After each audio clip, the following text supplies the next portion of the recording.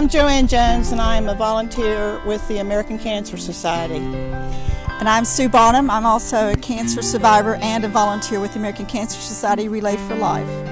I'm Joan Baldwin. I'm a volunteer for the American Cancer Society Bike Ride Hike.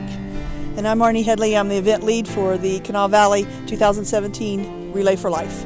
We are here at Camp Virgil Tate, and we would like to show you where we are going to have our Relay for Life this year in this beautiful campground setting. Well, I think that Camp Virgil Tate is probably one of the best kept secrets in the Kanawha Valley, and this is a great opportunity to get the folks out here to see what camp is. It's a great setting. We're all going to be here. There's one way in, one way out, so once you get in here, you're going to have fun and enjoy it, and we have all kinds of things planned for the event. We are very pleased, along with the Kanawha County Commission, that you will be here this year. As a survivor, I'm excited about having the event here this year. It's going to be a whole new experience, with us being able to camp out and have our families do a camp out type theme. We're doing different holiday themes as well as a competition among the teams. And it's just going to be a great way to celebrate those who are survivors and to memorialize those who passed on from cancer. Dr. Gordy Klatt, he started Relay for Life. He actually ran for 24 hours, and this was in 1985. And he has since passed away from stomach cancer in 2014. So we really want to honor him too when we continue with Relay for Life in his honor and his memory. We have a lot of tents set up with different teams selling. They sell food, they sell drinks, crafts, just about anything that you want will be here that night. So we just need the people to come out and participate.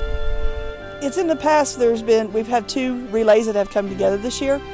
Sissonville is usually around $35,000 that we've raised in the Sissonville area. Kanawha Valley is probably right around that same amount that they've done. So we set our goal this year for $100,000. We're a little high, but we're hoping that we'll meet that. Even if we don't, every dollar counts. Then it will help, in the research for the cure for cancer.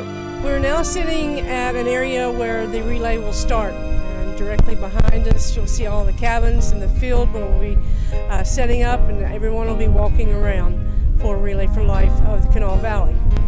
We'll have many theme laps that we have scheduled throughout the night. We're going to have a purple lap with prizes for the person that has the most purple. We have crazy hat lap. We have pajama lap. We have pick a friend lap where you walk with somebody you don't know. And also we're going to have cornhole, and we are going to have a pickleball team. And also this is the first time we'll be able to do this. We're going to have a big bonfire out in the middle, and we'll have our Boy Scouts with us, and they will be taking care of that. And probably we'll have some s'mores, which is great. Maybe about 3 or 4 o'clock. I think that will be wonderful. This will be a 12-hour relay, so we're going to start at 7 p.m. It'll end at 7 a.m.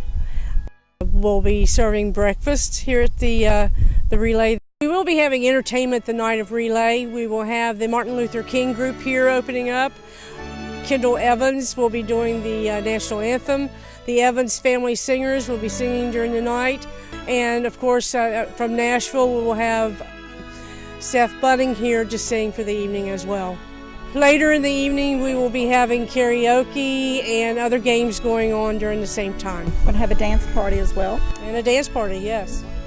Our friend Joan Baldwin here is going to start off the evening, kick it off with her bike ride. She's going to be riding 100 miles on her bike to raise money for Relay for Life. And, she's always doing such a wonderful, amazing job at going that extra mile. And she always does that extra mile on her bike. And she will be arriving here at 7 o'clock on her bicycle from her 100-mile trek, with her bicycle. The Luminaria service begins at 10 p.m. on Friday night, June 2nd. That is where we have the Luminaria ceremony. That this track will be lined with luminarias. Those will be lit in honor of those who survived cancer, and it'll also be in memory of those who have passed away from cancer. It's really a healing process, especially for first-timers who've come to Relay. It's a healing process for them to understand that they're not alone in this fight and that there is hope. And we always try to extend that message to everyone, that there is hope. The relay is actually broken into 3 parts. The first part is celebrating, and we are celebrating our survivors and their life, and it's a fun time. We always start off with something, a rousing song for the survivors to take the first lap. And then the middle part is remembrance, and we are remembering those who have passed and those who are still fighting cancer with the Luminaria service, as Sue had talked about. And then the third part is fighting back. And we are fighting back against cancer. We're fighting back through research, education, legislation, and prevention. They have the makeup sessions for people, they have the wigs, they have the Hope Lodge. They have many different things that this money is spent on for our survivors, for people that are fighting cancer. The Look Good, Feel Better program is for the wigs and the makeup, and to help everyone feel better, not just the women, but for the men as well. The reason I relay is simply because I am a breast cancer survivor of 15 years, and I've had so many friends and family who have also since that time experienced being diagnosed with cancer. And my goal is to keep awareness out there, to continue raising funds for research so that my children do not have to go through and experience the same thing that I've done, or that my grandchildren, will live a cancer-free life and not have to be worried so much about it being the cause of their illness, or their death. I want to give them hope. I was a caregiver for my husband who was diagnosed with adenocarcinoma lung cancer in May of 2009, and he passed away in December of 2009, a very, very fast-growing cancer. Also, my father passed away from lung cancer. I have a nephew who is a survivor, and he survived the small cell lung cancer, and a little boy named Caleb who is in preschool, starting preschool this year at the age of 5. At the age of 2, he was diagnosed with neuroblastoma. It's a childhood cancer, and he is a survivor, and he is just going great now. Also, my mother-in-law had ovarian cancer. She passed away, and so many in my family. And I do it for these young people that you probably hear in the background right now, that out here at the beautiful Camp Virgil Tate. We do it for the children, so they won't have to hopefully go through this. We really want everyone to be able to come out and enjoy the evening with us, to see what's here, what we do for Relay for Life, to meet and speak with the different groups that help raise money for the Relay for Life.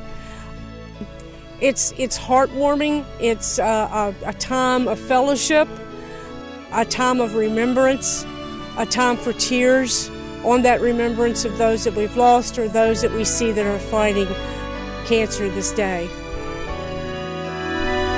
Let's relay!